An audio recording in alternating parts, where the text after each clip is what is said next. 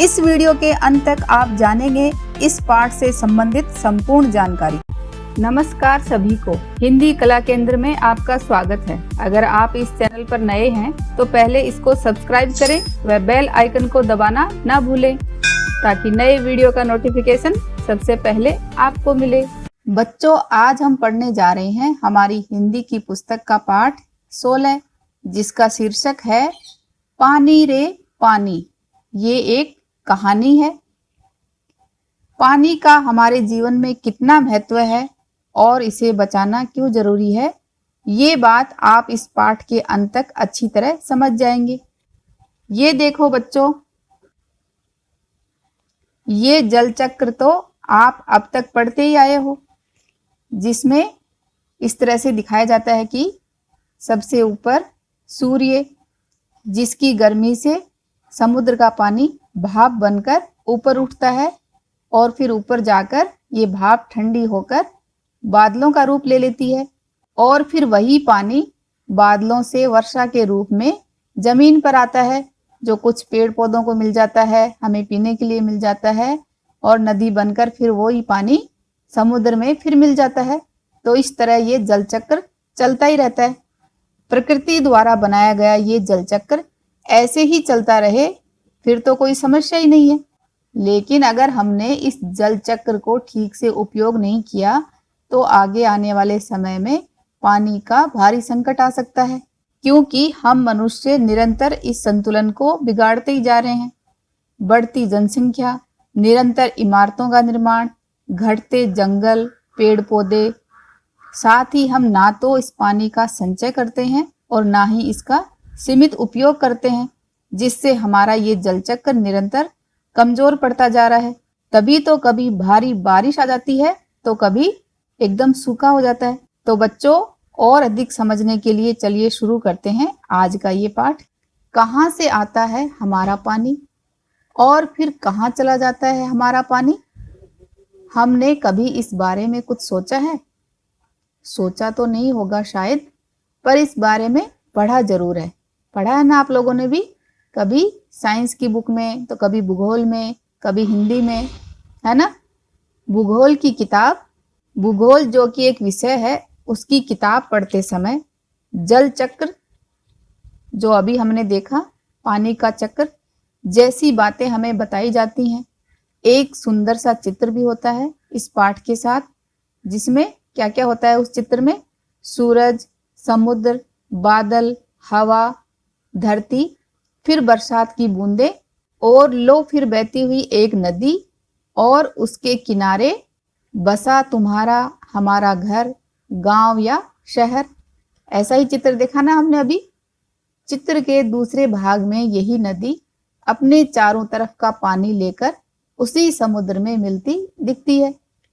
चित्र में कुछ तीर भी बने रहते हैं।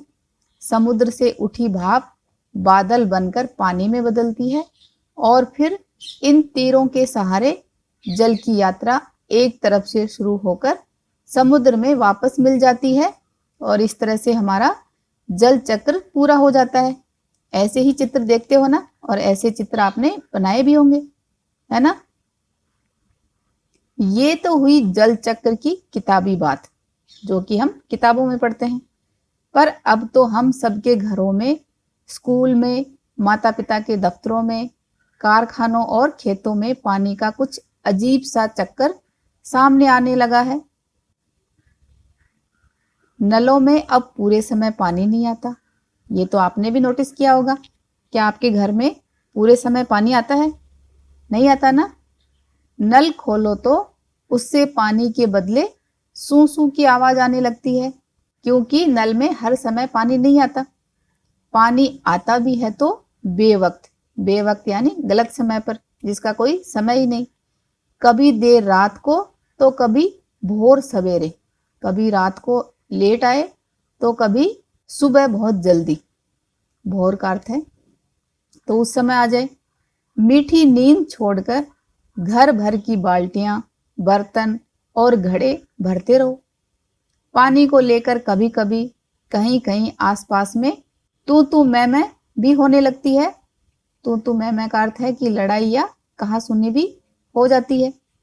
हो सकता है ये सब अनुभव सब बच्चों को नहीं है, लेकिन कुछ बच्चों ने इस तरह का अनुभव जरूर किया होगा। रोज रोज के इन झगड़े टंटों से बचने के लिए, झगड़े टंटे यानी इस तरह के झंझटों से बचने के लिए कई घरों में लोग नलों के पाइप में मोटर लगवा लेते हैं। आपने भी देखा होगा ना कि सुबह सुबह जब पानी आता है तब मोटर चलाकर उस पानी को भरा जाता है। इससे कई घरों का पानी खींचकर एक ही घर में आ जाता है। ये तो अपने आसपास का हक छीनने जैसा काम है। ये बात यहाँ क्यों कही गई, हक छीनने जैसा? क्योंकि अगर आप अपने घर में मोटर लगाकर पानी को बहुत जल्दी जल्दी खींच लोगे, तो जो आपके अड़ोस पड़ोस में ऐसे घर हैं जो पानी की मोटर नहीं लगा रहे हैं, तो उनके घर में पानी कम आएगा। तो हमने तो एक तरह से उनका हक ही छीन लिया ना। लेकिन मजबूरी मानकर इस काम को मोहल्ले में कोई एक घर कर बैठे तो फिर और कई घर यही करने लगते हैं। जब एक घर ऐसे करेगा तो बाकी के घर भी यही काम करते हैं। पानी की कमी और बढ़ जाती है। शहरों में तो अब कई चीजों की तरह पानी भी बिकने लगा है। ये बात तो आप भी जानते ही हो, पीने का पानी हम खरीदते ही हैं। ये कमी गांव शहरों में ही नहीं बल्कि हमारे प्रदेशों की राजधानियों में और दिल्ली, मुंबई, कोलकाता, चेन्नई और बेंगलोर जैसे बड़े शहरों में भी लोगों को भयानक कष्ट में डाल देती है। देश के कई हिस्सों में तो अकाल जैसी हालत बन जाती है। ये देखो बच्चों, जब अकाल पड़ता है तो बिल्कुल भी बारिश नहीं आती, चारों तरफ सब कुछ सूखा ही सूखा हो जाता है, पेड़ पौधे मर जाते हैं, जमीन देखो कुछ इस तरह की हो जाती है, वो भी पानी के बिना फट जाती है। ये तो हुई गर्मी के मौसम की बात। तो ज्यादा गर्मी आती है तो उस वक्त तो इस तरह का अकाल आ जाता है। लेकिन बरसात के मौसम में क्या होता है, लो सब तरफ पानी ही बहने लगता है। हमारे तुम्हारे घर, स्कूल, सड़कों, रेल की पटरियों पर पानी भर जाता है। देश के कई भाग बाढ़ में डूब जाते हैं। बाढ़ के वक्त पानी जरूरत से ज्यादा आ जाता है तो कई गांव के गांव भी डूब जाते हैं। ये बाढ़ न गांवों को छोड़ती है और न मुंबई जैसे बड़े शहरों को। कुछ दिनों के लिए सब कुछ थम जाता है, सब कुछ बह जाता है। तो इस तरह की तस्वीरें आपने बारिश के समय में न्यूज में भी देखी होगी और अपने आसपास अनुभव भी करा होगा। तो होता है ना ऐसा। ये हालात हमें बताते हैं कि पानी का बेहद कम हो जाना और पानी का बेहद ज्यादा हो जाना। जब पानी कम होगा तो क्या होगा, अकाल पड़ जाएगा, और जब पानी बहुत ज्यादा होगा तो क्या होगा, बाढ़ आ जाएगी। तो ये दोनों ही काम यानी अकाल और बाढ़ एक ही सिक्के के दो पहलू हैं। एक ही सिक्के के दो पहलू का अर्थ है एक दूसरे से जुड़े होने के साथ साथ एक दूसरे के विपरीत भी होते हैं। जैसे अंधेरा उजाला, सुख दुख, वैसे ही अकाल और बाढ़। तो एक का अस्तित्व दूसरे के बिना संभव नहीं होता। यदि हम इन दोनों को ठीक से समझ सकें और संभाल लें तो इन कई समस्याओं से छुटकारा मिल सकता है।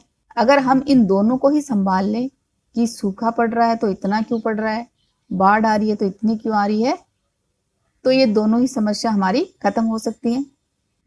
चलो थोड़ी देर के लिए हम पानी के इस चक्कर को भूल जाएं और याद करें अपनी गुल्लक को। तो गुल्लक तो बच्चों आप सबके पास है ना, घर में रखते हो ना, पापा मम्मी जो भी पैसे देते हैं उनको उसमें इकट्ठा करते हो। जब भी हमें कोई पैसा देता है हम खुश होकर दौड़कर उसे झट से अपनी गुल्लक में डाल देते हैं। 1 रुपया, 2 रुपया, 5 रुपया, कभी सिक्के तो कभी छोटे बड़े नोट। करते हो ना ऐसा? सब इसमें धीरे धीरे जमा होते जाते हैं। फिर जब कभी हमें कुछ पैसों की जरूरत पड़ती है तो इस गुल्लक की बचत का उपयोग कर लेते हैं। हमारी ये धरती भी इसी तरह की खूब बड़ी गुल्लक है। जैसे हमारी गुल्लक है वैसे ही हमारी ये धरती भी, इसको गुल्लक समझ लो, जो कि बहुत बड़ी है। मिट्टी की बनी विशाल यानी बड़े गुल्लक में प्रकृति वर्षा के मौसम में खूब पानी बरसाती है। तब रुपयों से भी कई गुना कीमती इस वर्षा को हमें इस बड़ी गुल्लक में जमा कर लेना चाहिए। जैसे हम अपनी गुल्लक में थोड़े थोड़े पैसे इकट्ठा करते हैं, वैसे ही हमने यहाँ अपनी धरती को क्या माना है, बड़ी सी गुल्लक माना है। तो यहाँ पर जैसे पैसे इकट्ठे करते हैं, वैसे ही यहाँ हमें क्या इकट्ठा करना है, बारिश का जो पानी आएगा उसको इकट्ठा करना है।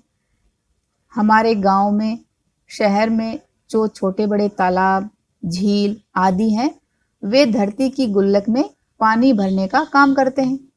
इनमें जमा पानी जमीन के नीचे छिपे जल के भंडार में धीरे धीरे रिस कर, छन कर जा मिलता है, जिससे हमारा भूजल, जो हमारे जमीन के अंदर का लेवल है पानी का, वो भंडार समृद्ध होता जाता है।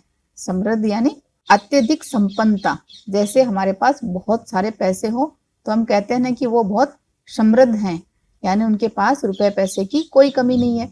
वैसे ही अगर हम बारिश के पानी को इकट्ठा करते जाएंगे तो हमारे जमीन के अंदर का जल का जो भंडार है वो भी बहुत समृद्ध हो जाएगा। पानी का ये खजाना हमें दिखता नहीं, लेकिन इसी खजाने से हम बरसात का मौसम बीत जाने के बाद पूरे साल भर तक अपने उपयोग के लिए घर में, खेतों में, पाठशाला में पानी निकाल सकते हैं। जो हमने जल भंडारण किया था, जल संचय किया था, उससे हम पूरे साल भर अपना काम चला सकते हैं। लेकिन एक दौर ऐसा भी आया, दौर का अर्थ है एक समय ऐसा भी आया, जब हम लोग इस छिपे खजाने का महत्व भूल गए हैं। लेकिन हम लोग इस छिपे खजाने का महत्व, जो इसकी इम्पोर्टेंस है, उसको भूल ही गए हैं। और जमीन के लालच में हमने अपने तालाबों को कचरे से पाट कर, भर कर समतल बना दिया। जो हमारे तालाब थे उनमें हमने कचरा डालकर, पाट कर, यानी उनको, उनका लेवल बराबर कर दिया, भर दिया और वहां पर जमीन का रूप दे दिया। उसके बाद जैसे ही वो जमीन का रूप आया, हमने क्या किया, देखते ही देखते इन पर तो कहीं मकान, कहीं बाजार, स्टेडियम और सिनेमा आदि खड़े हो गए। तो यहाँ पर हमने इनका इमारतों का निर्माण कर दिया, तो हमारे तालाब भी एकदम खत्म हो गए। तो अब जल का संचय हम कहाँ करेंगे? इस बड़ी गलती की सजा अब हम सबको मिल रही है। गर्मी के दिनों में हमारे नल सूख जाते हैं और बरसात के दिनों में हमारी बस्तियां डूबने लगती हैं। इसलिए यदि हमें अकाल और बाढ़ से बचना है तो अपने आसपास के जल स्रोतों की, जल स्रोत क्या होते हैं, जो जल प्रवाह या जल का जो साधन है, तालाब, नदियां, तालाबों की और नदियों आदि की रखवाली अच्छे ढंग से करनी पड़ेगी। जल चक्र हम ठीक से समझें। जब बरसात हो तो उसे थाम लें, यानी उस पानी को हम स्टोर कर लें। अपना भूजल भंडार सुरक्षित रखें, अपनी गुल्लक भरते रहें, तभी हमें जरूरत के समय पानी की कोई कमी नहीं आएगी। यदि हमने जल चक्र का ठीक उपयोग नहीं किया तो हम पानी के चक्कर में फंसते चले जाएंगे। तो इस कहानी को लिखा है अनुपम मिश्र ने। तो बच्चों, आप समझ ही गए ना कि हमें अपने जल चक्र को संतुलन में बनाए रखना है। इसके लिए हमें पानी को व्यर्थ में बिल्कुल भी नहीं बहाना है। जब भी हमें बारिश का पानी मिले उसको हमें संचय करना है और पानी को कम से कम उपयोग में लेते हुए उसे व्यर्थ में नहीं बहाना है। बच्चों, आपके लिए एक सवाल है, पानी बचाओ। इस टॉपिक पर आपको स्लोगन बनाकर मुझे कमेंट बॉक्स में लिखकर बताने हैं, ठीक है? हक की बात। आज़ादी के बाद पिछले 60 वर्षों में दिल्ली में पानी की औसत मांग या खपत लगभग 3 गुना बढ़ गई है, पर झुग्गी बस्तियों को अभी भी औसत खपत का 30% पानी ही मिल पाता है। जब जरूरत के हिसाब से लोगों को पानी नहीं मिलता तो उनके हक छीनते हैं। हमारे समाज में जरूरतों से जुड़े और कौन से मुद्दे हैं जहां हमें बराबरी का बंटवारा नहीं दिखाई देता और कई लोगों का हिस्सा छीनकर कुछ लोगों को दे दिया जाता है? तो इस बारे में आप अपने माता पिता से बातचीत करें और उनसे इस बारे में जानकारी लें। अब इस कहानी के अभ्यास प्रश्नों को इसके भाग 2 में करेंगे। अगर हमारे वीडियो बन ही रहे हैं आपके फेवरेट, तो फिर क्यों ना करें इनको लाइक, सब्सक्राइब और रिकमेंड। हमें और बेहतर बनाने के लिए आप कर सकते हैं कमेंट। धन्यवाद।